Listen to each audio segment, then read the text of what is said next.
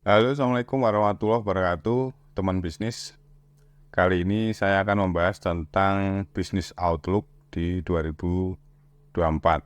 Teman-teman mungkin sudah lihat di channel lain tentang ekonomi outlook di 2024 secara makro. Tapi saya mau mencoba membahas dan masuk di ranah UMKM-nya ya teman-teman. Pada faktanya bahwa UMKM itu menyumbang sekitar 60% untuk perekonomian nasional. Tapi di sisi lain bahwa UMKM elemen yang paling rentan terhadap resesi. Jadi nanti kita coba bahas seperti apa kondisi bisnis di 2024 dan apa yang harus dilakukan oleh UMKM.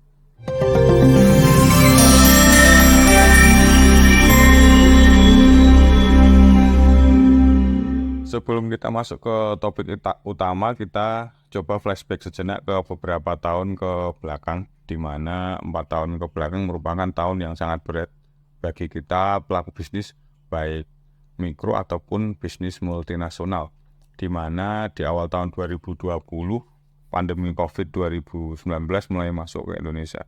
Kebijakan-kebijakan pembatasan pemerintah terhadap aktivitas masyarakat, penurunan daya beli sangat berpengaruh signifikan terhadap ekonomi nasional.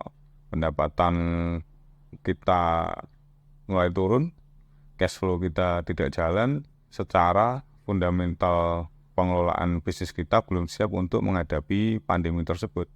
Diperparah lagi bahwa kita tidak tahu saat itu kapan pandemi akan berakhir.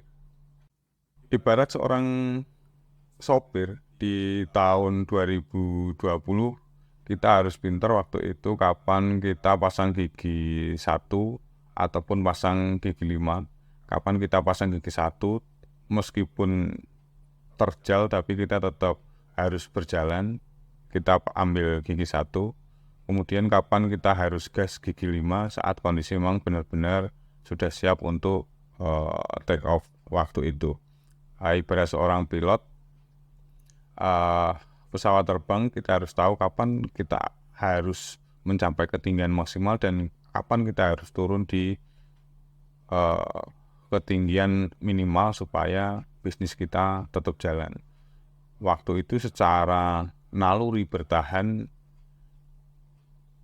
itu sudah kita lakukan. Kemudian alhamdulillah di semester akhir 2021 pandemi mulai mereda, kebijakan mulai longgar, kemudian terjadilah shock demand, shock demand atau permintaan yang berlebihan dari konsumen karena faktor mungkin balas dendam.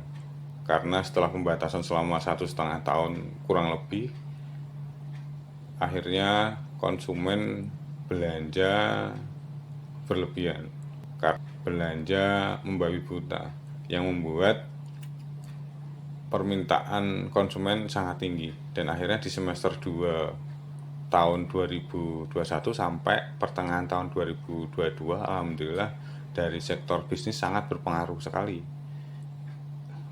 sedikit banyak mengobati perjuangan kita di awal COVID lah istilahnya. Omsetnya bahkan kalau yang saya alami di sektor bisnis kuliner itu melebihi omset sebelum pandemi sebenarnya. Itu karena terjadi shock demand di 1,5 tahun, di awal tahun, di semester 2 tahun 2021. Kemudian di awal tahun 2023. Nah, 2023 kondisinya lumayan optimis ya teman-teman. Jadi 2023 karena kita terlena terhadap shock demand di tahun 2022, kita berpikir bahwa 2023 kondisinya akan semakin naik nih secara omset. Jadi kita optimis bahwa tahun 2023 kondisi bisnis kita akan membaik. Tapi ternyata faktanya di semester kedua tahun 2023 ada tantangan berikutnya yang mempengaruhi kondisi ekonomi kita, yaitu adalah perang Rusia-Ukraina. Ya, mungkin sangat jauh lokasi perang dengan kondisi Indonesia, tapi faktanya bahwa ekonomi global mempengaruhi kondisi ekonomi kita. Sehingga di semester 2 tahun 2023 terjadi penurunan daya beli masyarakat. Mungkin karena inflasi ya teman-teman. Karena inflasi yang diakibatkan oleh perang Rusia Ukraina, dan ada faktor satu lagi sebenarnya yang mempengaruhi kondisi ekonomi di semester 2023 kondisi kita menurun, yaitu karena judi online.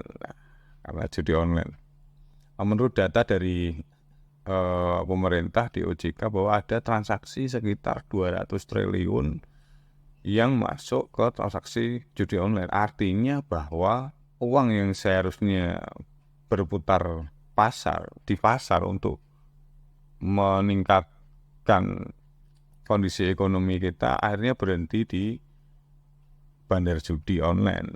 Nah, itu mempengaruhi daya beli, dan itu membuat semester 2 2023 kita lumayan menantang.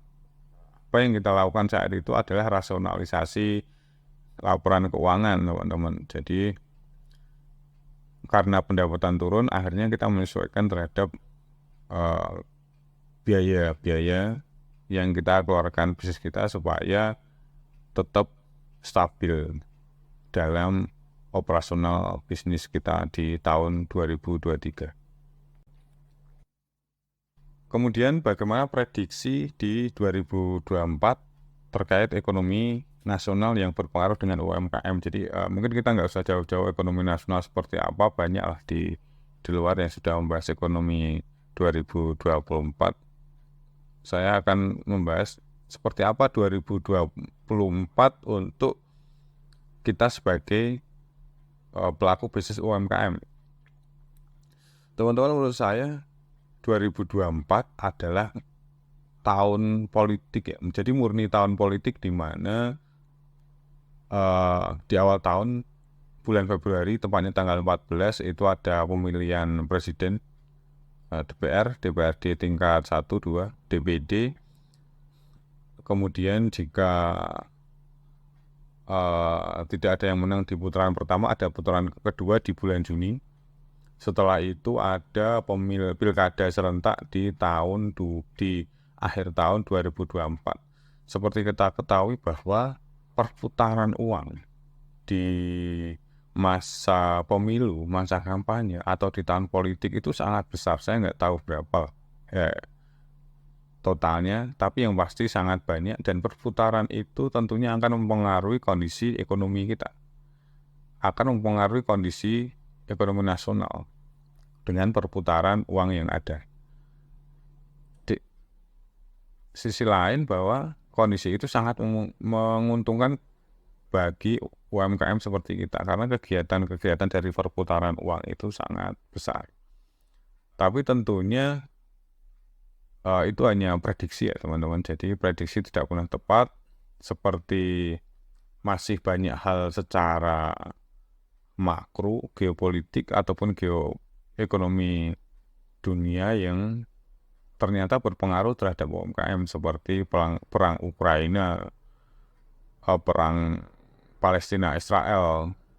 Itu juga kita tidak tahu sejauh mana perang itu berlangsung sampai kapan, dan pengaruhnya terhadap ekonomi Indonesia seperti apa, itu juga kita tidak tahu.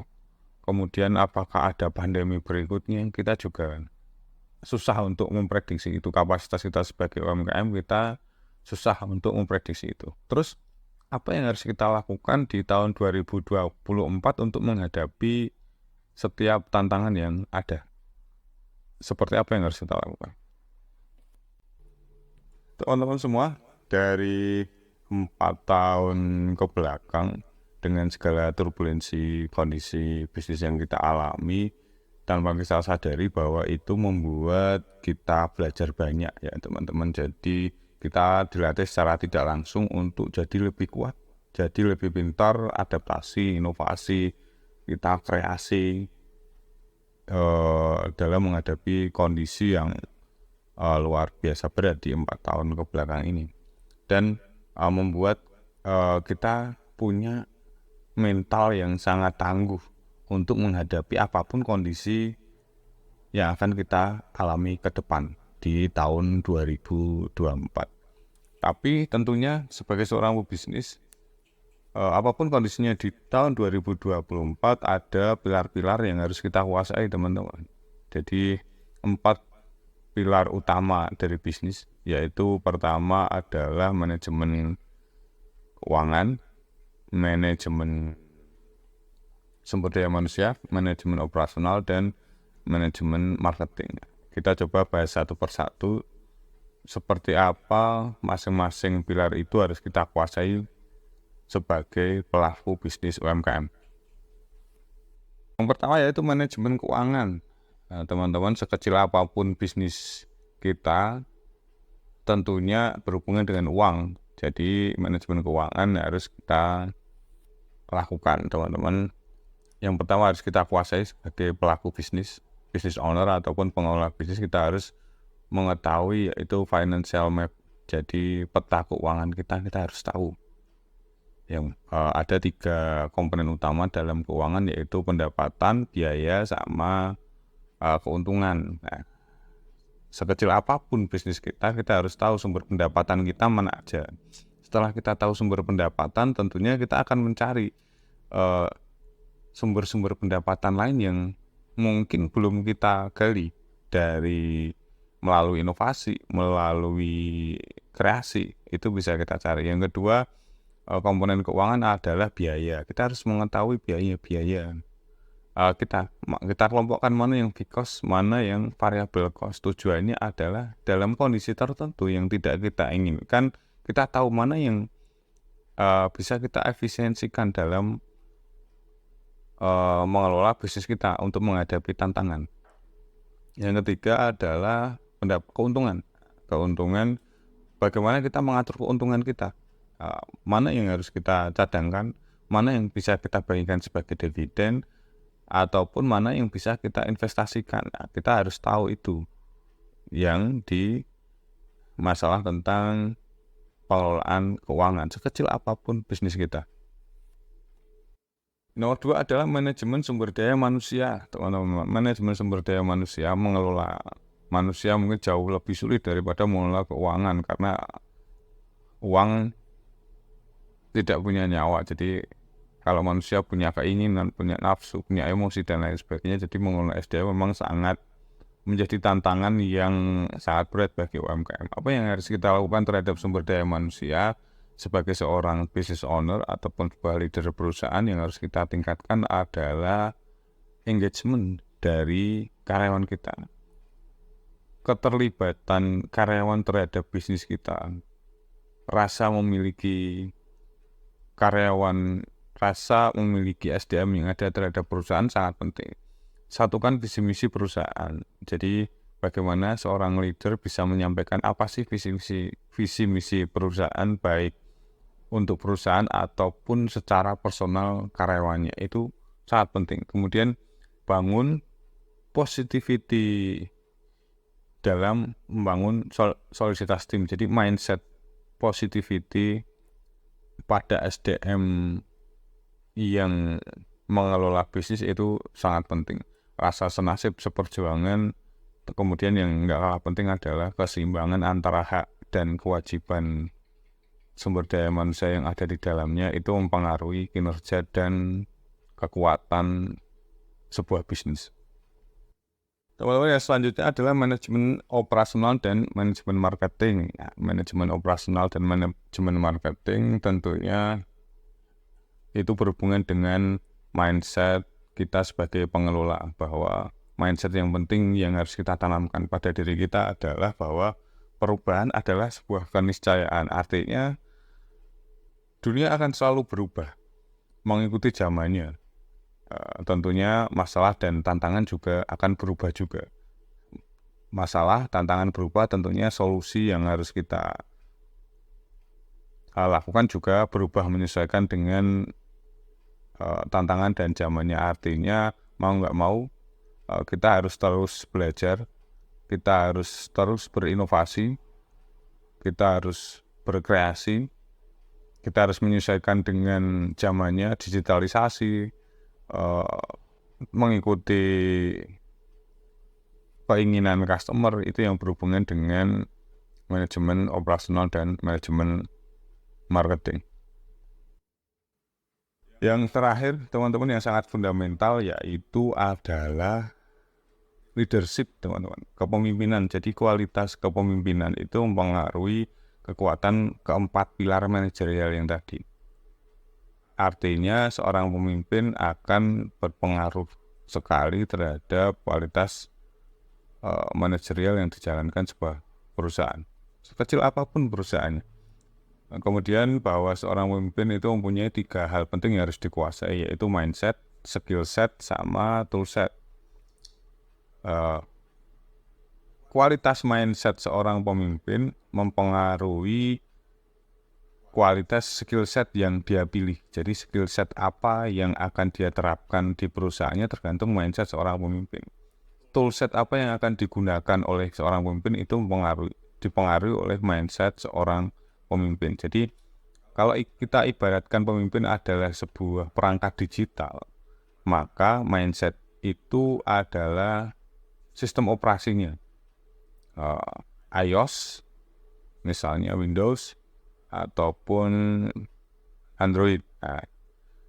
Mindsetnya adalah sistem operasi seorang leader itu kalau kita ibaratkan perangkat digital. Artinya bahwa untuk kita bisa menginstal aplikasi-aplikasi yang baru, skill set yang baru, tentunya mindset kita harus kita upgrade terus supaya kita bisa memasukkan aplikasi-aplikasi yang baru. Itu kalau ibarat kita mindset, tentunya kita harus belajar terus supaya kita tahu seperti apa zaman yang kita hadapi, perubahan apa yang harus kita lakukan, adaptasi apa yang harus kita lakukan, kreativitas apa yang harus kita lakukan, inovasi apa yang harus kita lakukan. Tentunya itu tergantung pada cara berpikir seorang pemimpin.